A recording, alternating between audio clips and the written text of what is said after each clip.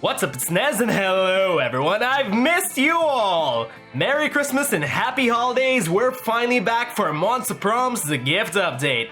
And with the new update comes all sorts of new and cute outfits for all our favorite monster guys and gals.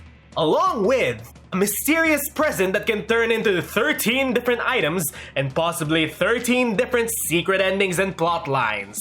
This'll be fun! And since we have a lot of new secret endings to find, I say we start a little something called 12 or 13 days of Monster Prom for this holiday season, where every single day we'll be going after a new holiday secret ending, to the best of our abilities. Because, who knows, we can't really tell what kind of present comes out of the box. Let's go!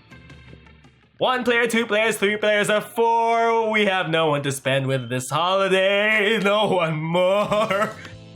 Short game or full game? We have no time to spend on all this bullshit yet again. Short game, please. Spooky high school, the sweetest years of our lives. Back then we were young and unafraid, but sometimes reckless, sometimes brilliant, sometimes just very, very stupid, but always willing to live life to the fullest. We were on a wild journey to discover who we really were. Who are you? I think we played as yellow last time. Let's switch it up again and play as blue.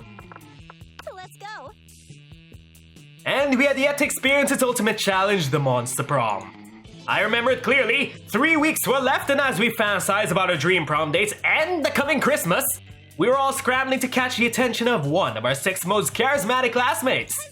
Miranda Vanderbilt, a sweet mermaid princess who, as cute as she was, genocidal. Damien LeVay, a fearless demon with a taste for destruction and a love for fire. Scott Howell, a werewolf athlete who compensated for his rather small brain with a stupidly huge heart. Tim the Lion Court, a hipster vampire whose standoffish demeanor hid that he was a truly lovable dork. Polly Geist, a party ghost with insatiable hunger for all the wrong things. And Vera Oberlin, a mean self-made gorgon with a merciless sense of business. It was clear it had to be one of them, but who? We only had 3 weeks to choose our prom date, and even more daunting, we had 3 weeks to woo them and conquer their heart. But as I already said, we were young and unafraid, and we were ready to start. Time for the pop quiz. All minds are rotten, but they're rotten in so many different ways. Worry no more, we're using our PhD in bullshit to diagnose which kind of deviant sicko you are. Oh, you. Monster Prom's stupidest pop quiz ever, TM, will throw a bunch of absurd questions at you and turn your answers into your character's stats. This way each of you will start by having stats that better reflect your true selves.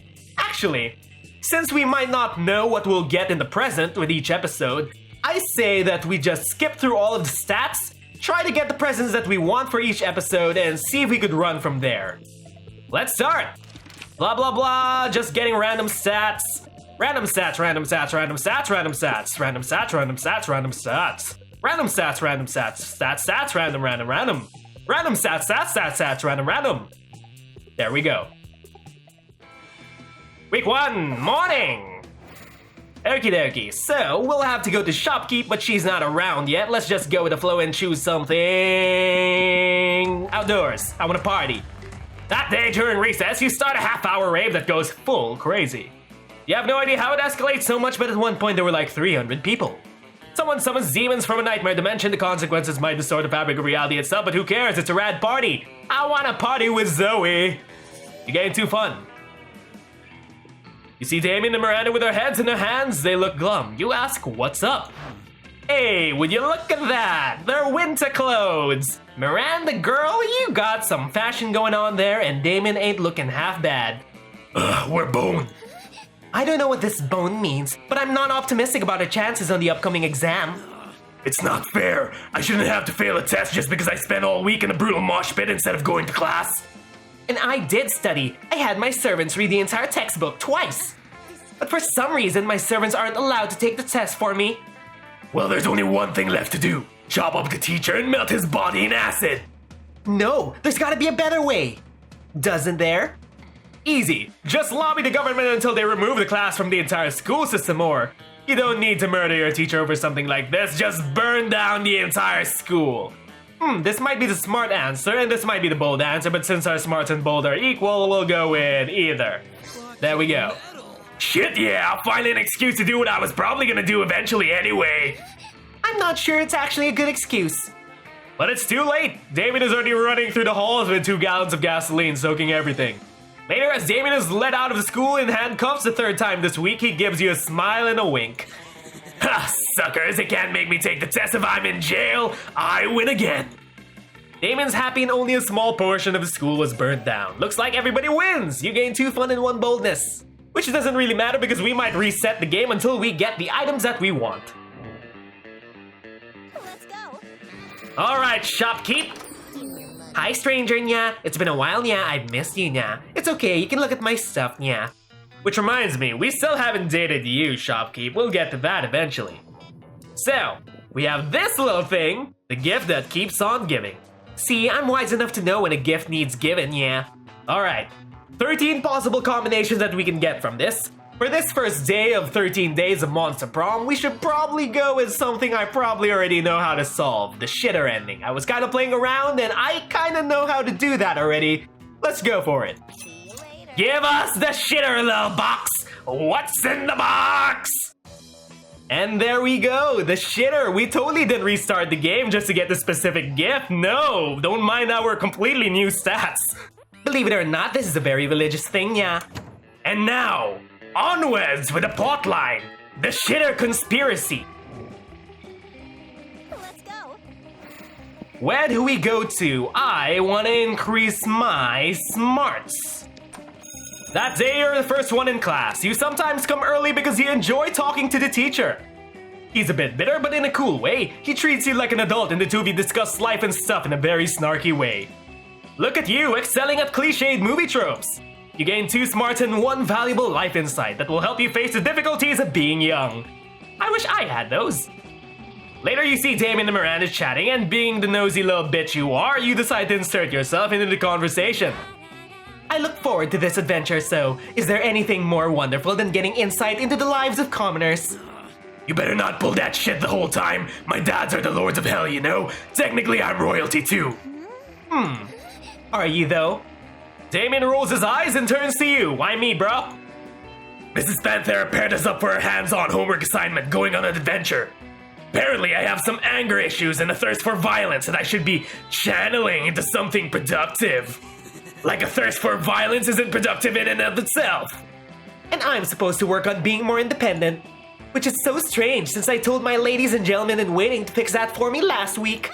I wonder what sort of adventure might give us the wonderful experience we need to fix our perceived but obviously non-existent flaws. Go on a deep-sea quest to steal beautiful pearls from a scary kraken, or journey to the volcano to have a hot time at a fire method strip club. First one seems bold, second one seems creative, or fun. Let's go with bold. Hey, good call actually. Miranda's already familiar with the ocean, so she can be a little more independent. I have absolutely no problems being independent. I know because I paid my servants to tell me that. You're the one who has issues to be worked out, Damien, and an undersea adventure will be perfect. You can't fight fire with fire underwater, there's no fire there. Fair enough, and I can channel my violence into something productive by killing the kraken. Normally I don't condone killing for killing's sake, but this isn't for the sake of killing, it's for the sake of getting me pearls. And the two of them dash off, cackling gleefully. They get full marks in their assignment and brag about this to anyone who will listen.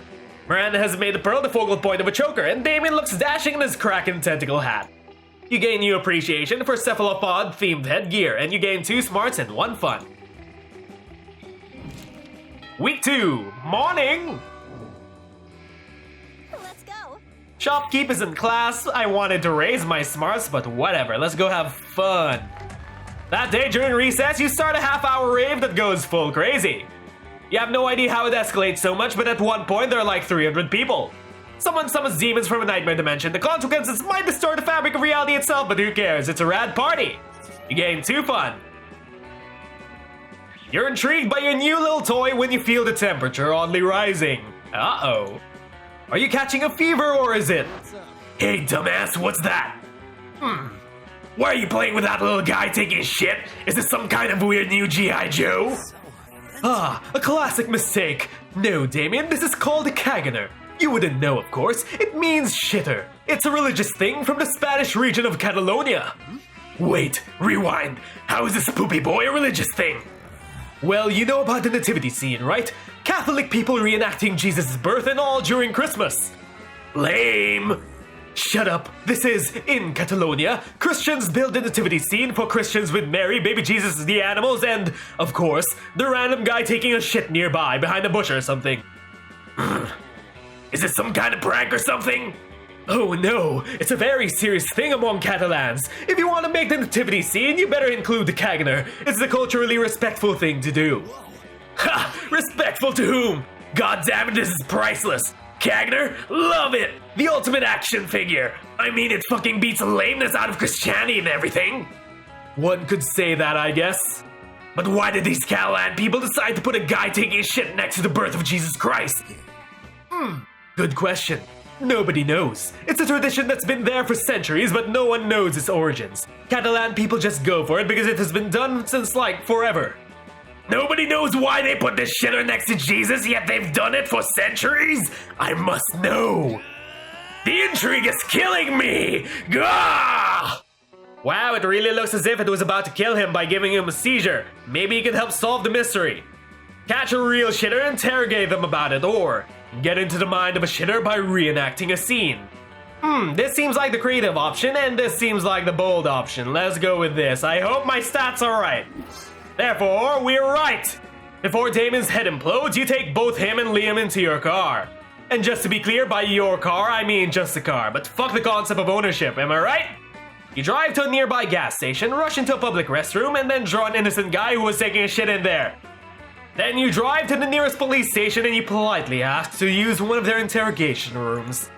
As you've been an exemplary monster citizen lately by committing not that many murders, they decide to reward you with their best interrogation room. Thank you, officers.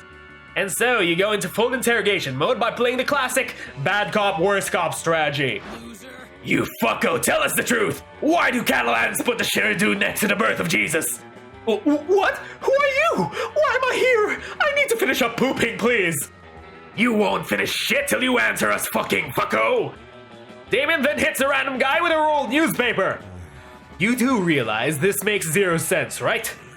His confession makes zero sense, and you better start spilling tea or we'll punish you in ways you never imagined you could be punished. Who are these Catalans? I swear I've never pooped next to Jesus. I just want to go back to my family and also finish pooping, please. Yeah, never poop next to Jesus, huh? That's what everyone says. You know what? My patience is at its limits. Give me that! Damien steals the poor guy's passport and starts doodling on it. See? I'm not bluffing, fucko. Now you're banned from visiting Sweden. Keep fucking with me and you can forget about visiting Portugal. The dude starts crying even though all Damien has done is doodled an angry face in his passport and scribbled, "I'm a stupid fucko" on it. Can we agree this is going nowhere? You know what, Liam? Sometimes you're right. Sometimes justice is not served. This is a grim, dark world. Let's regroup and think of a way to crack this case. Finally! And you, Nez, brilliant plan! You're like the ultimate detective or something. But this seems to be the fucking mother of all mysteries. I think we have a long way ahead. Get ready and buy some snacks. It was definitely a dumb plan, but whatever. You got to steal a car, make some weird memories with Damien and Liam. Cheers to that. You gain 2 smarts and 1 boldness. Onwards with the investigation, my dudes and dudettes. Let's go. Week 2, who should we hang out with? Let's hang out with Damien and Polly. Strange, you could have sworn Polly and Damien were at this table when you picked it. Psst. Hey loser, down here. It's us, Polly and Damien, hiding under this table for totally innocent reasons. Polly, where are your winter clothes? And what are you two doing under the table? Fucking are you? A ferocious roar sounds from the door of the cafeteria. Crazy Martin the Weirbear janitor is here and he's looking for someone. Oh shit, he's here.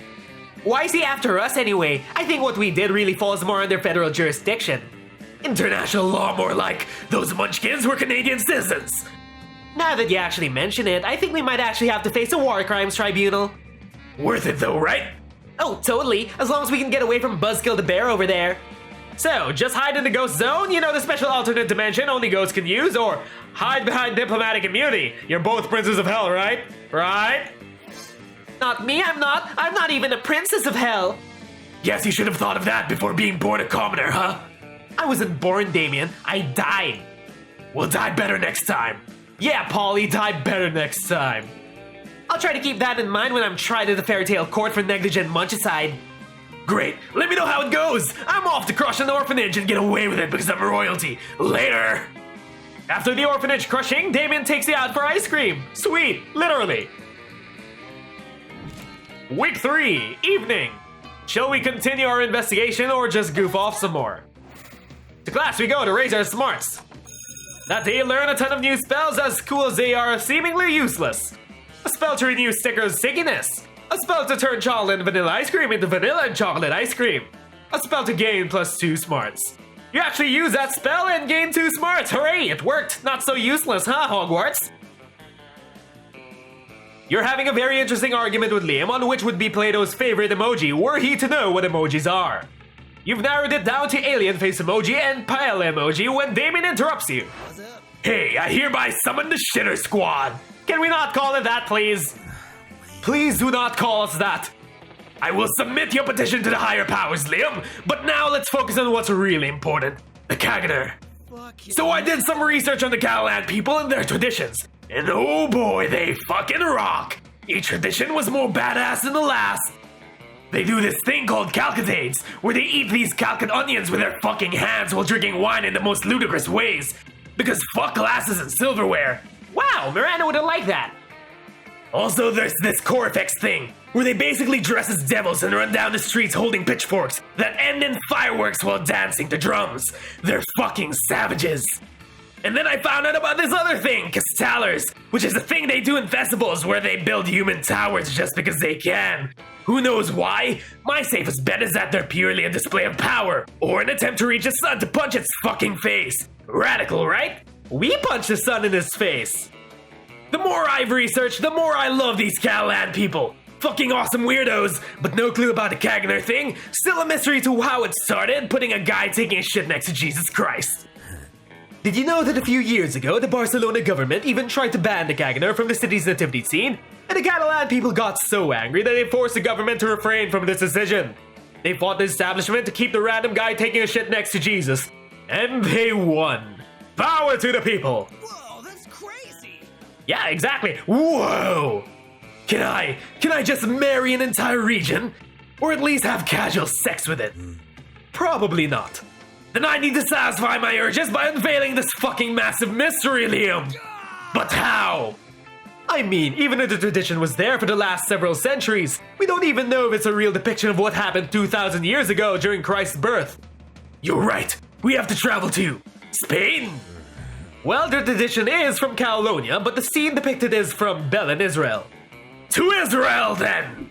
And before you know it, you're in Israel with these two monsters. You're excited because everyone knows Israel is the most romantic country bordering the Mediterranean Sea.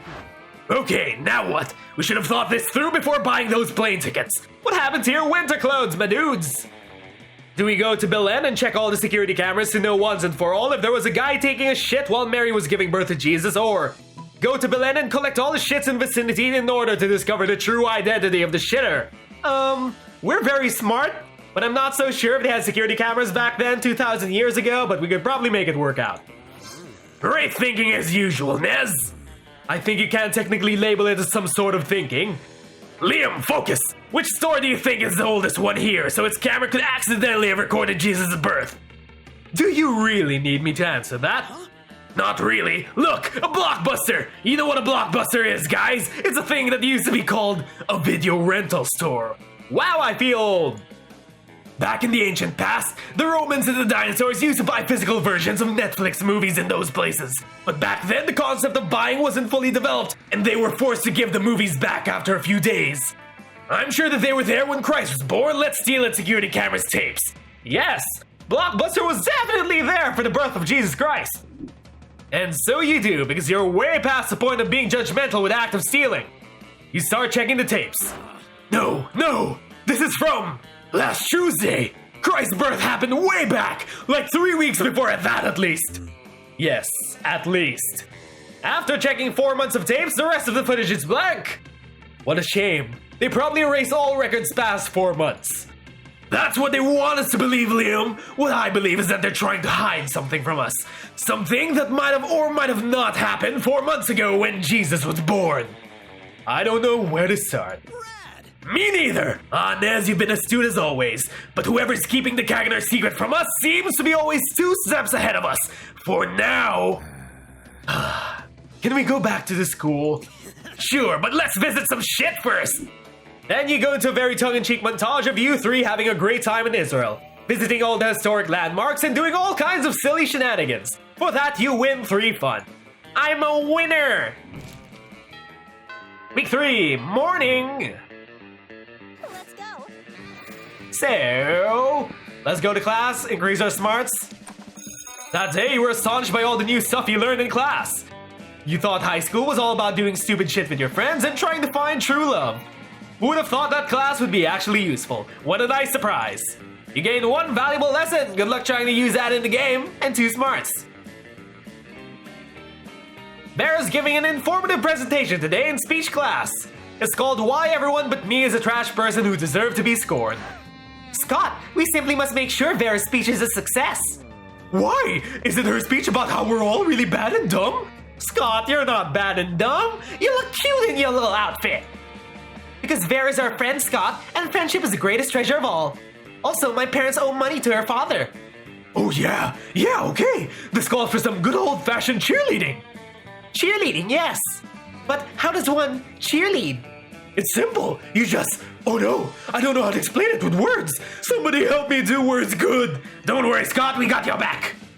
You think if you give Scott a good sensible suggestion, it might help stop this from getting any stupider. So you tell them both too. Build a human pyramid or do the wave. I have no idea which is more fun. We'll just do the wave. Yes, that's fun. Scott, how does one perform this maneuver? It's the easiest thing. Just wave your arms like this, and pretty soon everyone will join in. No one joins in. Scott and Miranda flail their arms like desperate jellyfish, making splashing sounds with their mouths. Far from being thrown off by this disturbance, Vera smiles and points at 2 idiots convulsing in their seats. I was told this presentation required a visual aid. This is mine. Behold, 2 morons in their natural habitat. Vera gets a solid A on her presentation. She confides in you later that she had totally forgotten to include a visual aid. Well, we sorta helped her out. That display of stupidity actually saved her ass. You gain 2 creativity and 1 fun. Week 3, noon. We'll just take a little lunch break before continuing our investigation. Who haven't we talked to yet? I think we've talked to everyone. What about you? You're enjoying your meal in peace when you hear the unmistakable sound of 3 throats clearing. Ahem. Ahem. Ahem. Yes, hello. As you know, it's customary for a benevolent witch coven to have, as an ally, a malevolent creature of some sort. And since Liam has apparently decided he's too cool for us now, I mean because of our incredible resume and good looks, we've decided to accept you on our trial basis as supernatural companion for an adventure. Adventure not to exceed 3 episodes or eclipse the main plot arc. As a consideration for your willing participation, we'll even allow you your choice of adventures. 3 episodes, you can knock out those adventures by the end of lunch, and it actually sounds fun. The Coven gives you 2 options. Do we stop the crime ghost who has been taking over children's bodies and using them to rob banks you have a never-before-seen plan, or take on the greatest villain of all, income equality? This sounds more fun. You put a stop to the crime ghost's crime in the only way you know how. With fake beards. It's working! Now that all the children have fake beards, the crime ghost can't tell the children. He's got no one to possess. Yep, that was totally your plan. You definitely didn't just start slapping beards on kids and hope for the best. Excellent. This day was saved once again thanks to the Coven and our faithful sidekick Nez. What's that? You wanted to know about your payment? We're sorry, but the contract clearly states that this is an unpaid internship. The contract does say that. Yeah. Oh well, at least you gained 4 creativity for lateral thinking. Well, that could have gone better. But at least now we can solve the investigation on the shitter, and the Catalans, and the conspiracy, and... Damien! Liam! Where are you? That day, your teacher delivers an amazing and creative performance that blows all your minds. It ends up being a sensation on YouTube. Your teacher gains 10 coolness, but who cares? He's not trying to romance your classmates. Or is he? We hope not. Also, you gain 2 smarts, hooray! Later that day, Damien invites Liam and you to his house. He looks as if he hasn't eaten in the last 2 days. Guys, I haven't eaten in the last 2 days. I can't with this. This Caganer thing is driving me crazy. I kind of see it. You know what they say. When you have a wall covered in pictures and newspaper articles connected by thread, you can tell your obsession is becoming unhealthy. Who said that? Probably one of them. Let me write that on a post-it and put it in my Caganer conspiracy board. Yeah, what an okay thing to have. I've gone to all kinds of websites looking for information. I've registered on some Caganer conspiracy forums. God bless the internet. We're not the only ones startled by this shitter thing. I've been discussing all kinds of theories. Climate change, Total Oak 77 made a strong point about the Illuminati being involved in this. He's also claimed global warming might not be real and somewhat tied to this too. Worth noting. He sounds like a very credible source, yes, huh? Then Francis is not real shared his conspiracy board with me. He concluded that the Caganer guy might have been involved in the JFK assassination. Finally, Chemtrails Baron was kind of useless on the Caganer thing, but he gave me sick tips on how to build my own fashionable tinfoil hat. I made a pair for the 2 of you. Yeah, thanks, I guess. But I still have no clue on why the Catalan put a random guy taking a shit next to baby Jesus. Maybe there is no mystery. Maybe it's irrelevant, and certainly an unhealthy fixation for you. Ah! But Damien's scream is interrupted by the sound of his door being blasted open, revealing none other than... the Pope? What the fuck? Well, look what we have here. Damien, Liam, and Nez. I have 3 bullets with your names on them. The Pope is holding 2 fucking guns. He's so badass, he's somehow pointing them at all 3 of you. Oh no, the Pope, are you here to hunt us down for our many sins and crimes? Wait, what? No, who cares about that? No. Today I'm here because you've been sniffing around the church's secrets with your silly Caganer case. You're getting too close to the truth, and I can't let you do that. I have to protect the Catholic Church, and apparently you can't send some priest to do a Pope's job. But we have no fucking idea about the truth behind the Caganer. If you tell us the truth, we'd be super okay with you killing us afterwards. Tell us for God's sake. Or, you know, maybe don't kill us at all. Shut up. People will start to ask questions and follow your lead. If not you, someone else will find the truth. I need to send a message to all of those who might be as nosy as you. Oh no, we're gonna get killed by the Pope. No, Mr. Pope, don't kill us. See, we can create a diversion so no one will ever ask questions on what the Caganer is again. You'll see, our diversion plan is... Liam is too nervous, as it is to be expected from someone being held at gunpoint by none other than the Pope. It is up to you to come with a diversion plan. It's up to you to come up with a diversion plan that's so good you can calm the Pope. Divert the attention from the mystery behind the Caganer by turning it into a mindless souvenir, selling toys of various celebrities taking a shit as if they were the Caganer, or use all the resources of the Catholic Church to combine the strongest entertainment forces in the world, K-pop and Garfield. This seems like the charm option, and this seems like the smart option. I'm not taking risks. We're gonna go with the smart option. And there we go. The Pope stares at you in silence. Like any celebrity. Yes, any. Even Joey from Friends. I love Friends, and Joey is very silly. Remember when he says, "How you doing?" Yes, we will make Joey into a tiny shitting toy to celebrate the Caganer tradition. People will be too distracted to ask any questions about the church's dark secrets. Lil Joey pooping. That'd be very, very silly. Sure, Mr. Pope, it'd be definitely the silliest thing. Don't kill us, please. Yes, indeed. I love to watch Friends reruns to blow off some steam after all my Pope duties. It's such a classic. You can watch it on Netflix. And also Evangelion, you should definitely watch that, guys. And a little pooping Joey would be the perfect thing for me to stop being nosy about the terrible huge secret around the Caganer. This Nez sure is a mastermind. You should keep her around. She is what we would call in the Catholic Church prom material. Hey, we got the seal of approval from the Pope. I don't know how much that is worth. So, we good? Sure. The Pope leaves Damien's room muttering to himself, pooping Joey. What the fuck? That was close. It turns out you were right this whole time, Damien. Perhaps we were flying too close to the sun. Too close that we could have punched it. And we didn't get to punch it. But one day we'll unveil the mystery behind the fucking awesome Caganer. Who knows? Maybe one day we will. You spend the rest of the day building your own nativity scene as a bonding experience, and yes, it has a random guy taking a shit next to baby Jesus. What a beautiful adventure! You gain 2 fun and 1 creativity. And there we go! The adventure, the conspiracy, the lunacy of the shitter. Let's ask Damien to prom. Maybe he might go with us after everything's all done. Damien! In the end, we didn't get to crack the code of the Caganer. Some things are better if they stay a mystery, Damien. I guess. Okay, let me give you a nondescript winter holiday present in the form of a new Calland tradition for you to know. Another one! Fuck yes! Although I find it hard to believe it'll be better than the Caganer.